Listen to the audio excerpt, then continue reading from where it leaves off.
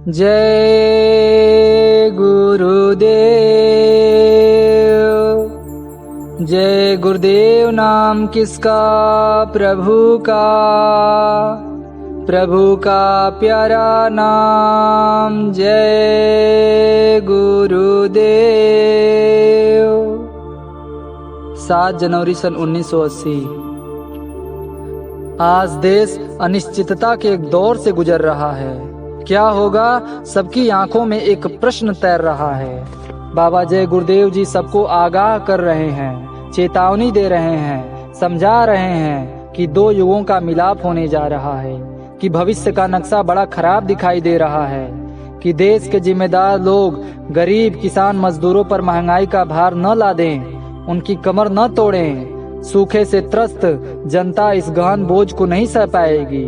अंततोगत्वा क्या परिणाम होगा, जनता उबल जाएगी, और जब जनता उबाल लेती है तो बड़ी बड़ी शासन की शक्तियां उलट जाती हैं। बड़े बड़े तानाशाह मटिया मेट हो जाते हैं, लेकिन किसी के कानों में जू नहीं रहेंगी।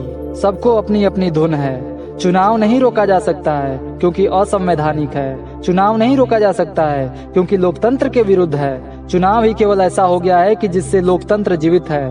जनता का अधिकार केवल वोट डालने तक ही है। उसके बाद लोकसभा भंग करने का, प्रधानमंत्री की कुर्सी, अध्यक्ष की कुर्सी, मंत्री की कुर्सी की लड़ाई उसका फैसला चुन कर जाने वालों का हो जाता है। फिर कोई जनता से यह पूछने भी नहीं आता है कि तुम्हारे वोट से हमें 5 साल के लिए कुर्सी मिली है, क्या हम 2 साल बाद लोकसभा भंग कर दें? जनता के पास तो तभी ये लोग आते हैं भाषणों का तोहफा लेकर, जब कुर्सी आड़े आती है। महात्मा गांधी ने लोकतंत्र के लिए, भारत की आजादी के लिए जो कुर्बानी की है वह जनता का राज्य, जनता के लिए और जनता द्वारा के सिद्धांतों पर आधारित था। गांधी महात्मा की आवाज को पीछे ढकेल दिया, उनको चिर निद्रा में सुला दिया गया, और जनता का राज्य चंद ठेकेदारों की कुर्सी के लिए और अपने की भरने के लिए रह गया।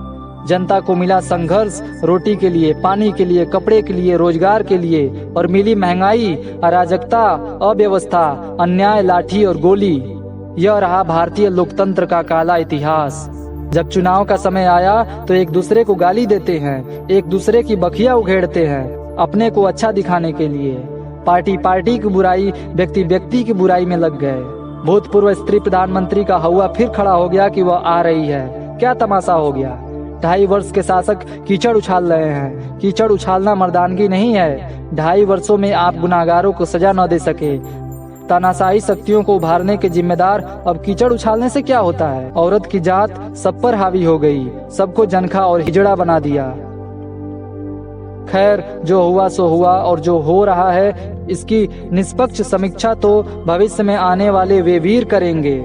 लेकिन एक बात है, बाबा जी की हर बात आगे आएगी। हमारे बाबा जी के पास हर चोटी का नेता आया, सबने शोर मचाया कि हमको आशीर्वाद दिया। किसी ने कहा कि जय गुरुदेव वाले श्रीमती गांधी और उनके पुत्र को हराने के लिए जी जान से जुटे हुए हैं। क्या बात कही है। बाबा जी की जगह जगह आवाज लगी कि चुनाव होना ही नहीं चाहिए, कुछ समय के लिए स्थगित कर दो, जब तक किसानों की खेती हरी भरी न हो जाए।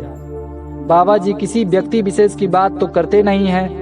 आप आपस में विष ममन करें, एक दूसरे को बरगलाएं, धोखा दें, लड़ें और लड़ाएं, यह आप कर सकते हैं। किंतु इस भ्रम में न रहे कोई कि गांधी की तरह बाबा जी की आवाज को पीछे करके कोरे भाषण देने वाले, कथनी और करनी में जमीन आसमान का अंतर रखने वाले अब आएंगे।